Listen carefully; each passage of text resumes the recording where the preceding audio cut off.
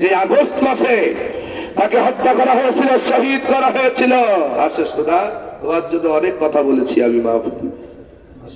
আমার আকরাম ভাই আসছে, এই ছেলেটাকে জঙ্গিবাদ বলে এরে এরে জেলখানায় অনেকদিন বন্দী করেছে। শোনা ভাই,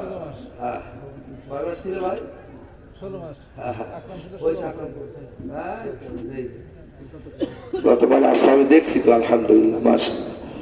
এই যে ছাত্ররা যদি জীবন না দিতে এই মানুষগুলোকে কি আমরা ফিরে পেতাম? মহাবিয়া স্যারের শুনলাম 12 বছর 16 বছর জেল হয়েছিল, তাজুল স্যারের জেল হয়েছিল, এদেরও জেল হয়েছে। কারণ এ কি করেছিল, এ হাফেজদেরকে এরা বন্দী করেছে, যার কারণে আল্লাহ আর শাহদিন অসন্তুষ্ট হয়ে গেছিলেন।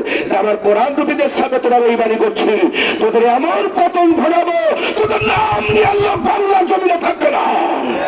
কথা বলি মুসলমান, ঠিক কিনা? এই জন্য আপনাদের ঐক্যবদ্ধ থাকতে হবে, সচেতন হতে হবে, চারিদিকে কান খাড়া রাখতে হবে। ষড়যন্ত্র কিন্তু থেমে নেই। আমির জামাত আজকেও বলেছেন কুড়িগ্রামের সমাবেশে, যারা নতুন করে যারা ইসলামের বিরোধিতা করছেন, দেশের জনগণের বিরুদ্ধে নামছেন, তিনি বলেছেন আমাদের আন্দোলন অব্যাহত থাকবে, আমাদের সংগ্রাম অব্যাহত থাকবে, আমরা থেমে থাকবো না। কারণ দেশের জনগণকে সাথে নিয়ে আমরা দেশের সোনার একটা সুন্দর সম্প্রীতি ভালোবাসা, একটা সোনালী সমাজ গঠন করার স্বপ্নলোভী এই দেশে এমন একটি সমাজ আমরা চাই, এই সমাজে কোনো বৈষম্য থাকবে না।